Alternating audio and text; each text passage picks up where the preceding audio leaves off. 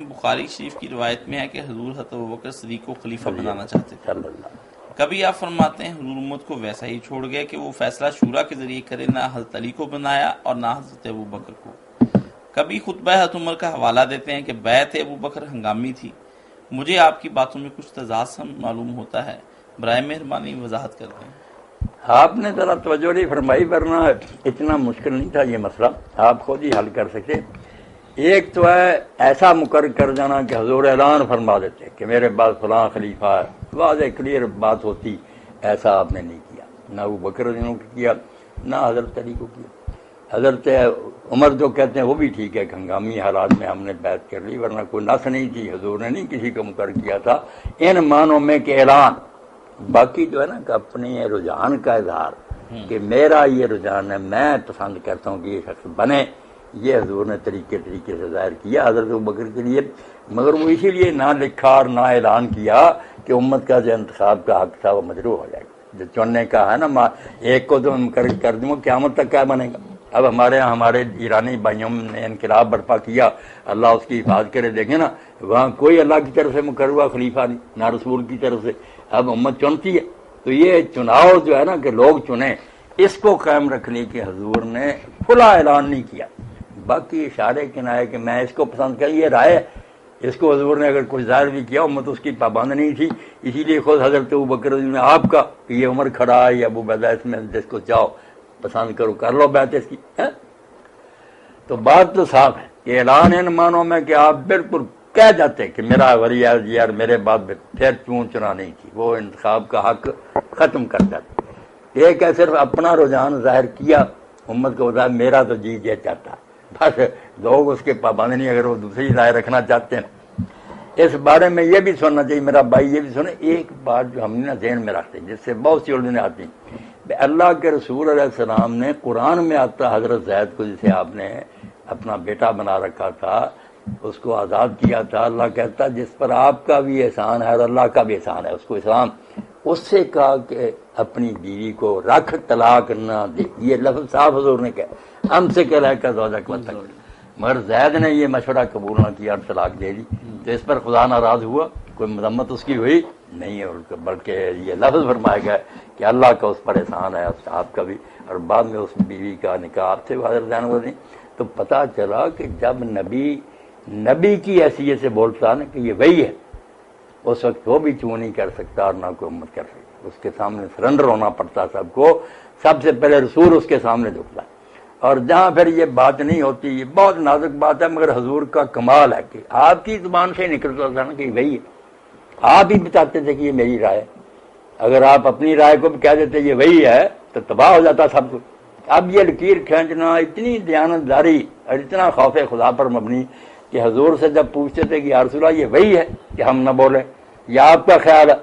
دنگے خندق پر دیکھیں، بدر کے موقع پر کیمپ لگانے پر دیکھیں، آپ کہتے ہیں میرا خیال، تمہارا جی چاہتا مانو. اور لوگوں نے جو رائے دی، حضور نے اپنی رائے چھوڑ کر اس کو قبول کیا. اس سے پتہ چلتا جو ہر بات میں ہم کہتے ہیں حضور نے یہ کہا تو فلاں صحابی نے نہ مانا.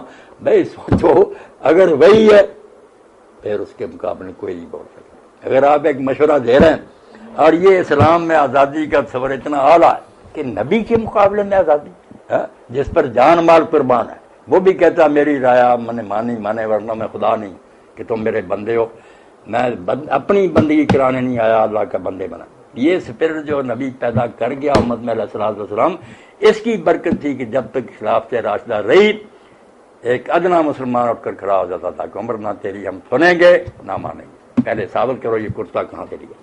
مگر بعد میں جب بنو امیہ اور بنو عباس نے اللہ ان سے نپٹے، رشوت دے کر اور تلوار کے ذریعے لوگوں کی زبانیں گنگ کر دی کہ جو ہو رہا تم بول نہیں سکتے.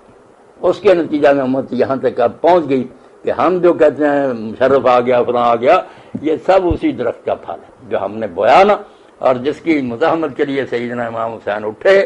اور وہ جانتے تھے کہ میں جدھر یہ گاڑی چل پئی روک نہیں سکتا، میرا باپ بے بس ہو گیا تھا، میرے بھائی نے میں کیا روکوں گا. مگر یہ جو ہو رہا نا کہ یہ ٹھیک ہی ہو رہا ہے، اس کا رد کرنا چاہیے. مجھے اختلافی نوٹ لکھنا چاہیے، امت کو بتاؤں کہ میں نواسہ رسول ہوں، پیغمبر خدا مجھے چنکر میں اپنی بہنوں اور بچیوں کو لے کر جو میدان میں آ گیا. تو یہ نوٹ لکھنے کے لیے کہ یہ سب غیر آئینی ہے، شریعت کے خلاف ہو رہا، کرتے نا مگر یہ دین نہیں، اور اس کی برکت ہے کہ امت میں سب لوگوں نے اتفاق کر لیا کہ یہ دور جو تھا نا کلمہ گوں کا تھا، مسلمان حکومت کرتے رہے، اسلامی حکومت نہیں کی. ہاں اللہ اکبر.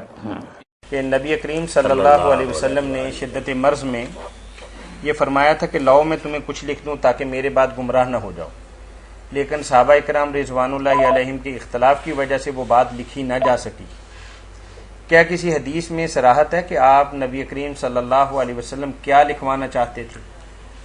یہ واقعہ تو ٹھیک ہے، لکھوانا جو چاہتے تھے نا وہ صحیح حدیثوں سے میں نے اپنے خطبے میں بیان کر دیا، حوالے دے دیے کہ آپ حضرت ابوبکر رضی اللہ عنہ کے بارے میں لکھوانا چاہتے تھے کہ میرے بعد یہ خلیفہ ہوں گے. یہ السلام حدیث میں ہی علیکم. ہے، اس لیے ماننا تو ساری بات کو مانے، نہیں ماننا تو چھوڑیں.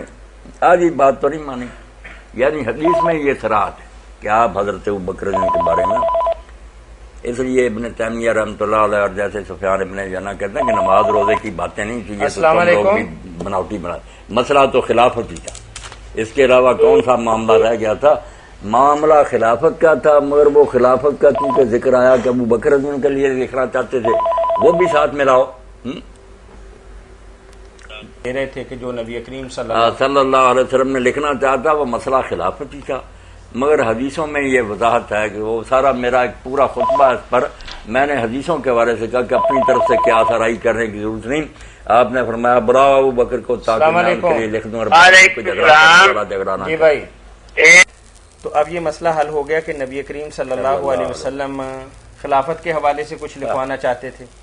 بس میں نے بات تو عرض کر دی کہ ماننا تو پورا مانو، اور اگر آپ کا جی نہیں چاہتا سرے سے کسے کو چھوڑے کہ نہ آپ نے کہا کل مانگا نہ یہ کوئی ماننا، تو پھر ساتھ ماننے کی آپ نے کہا ابو بکر کو بلاؤ میں اس کے لیے لکھ دوں تاکہ تمنا کرنے والا بعد میں کوئی تمنا نہ کرے.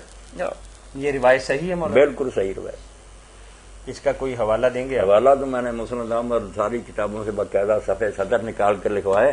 وہ خطبہ پتہ نہیں چھپ گیا یا نہیں، ورنہ وہ کیس لے لے، سارے حوالے اس میں.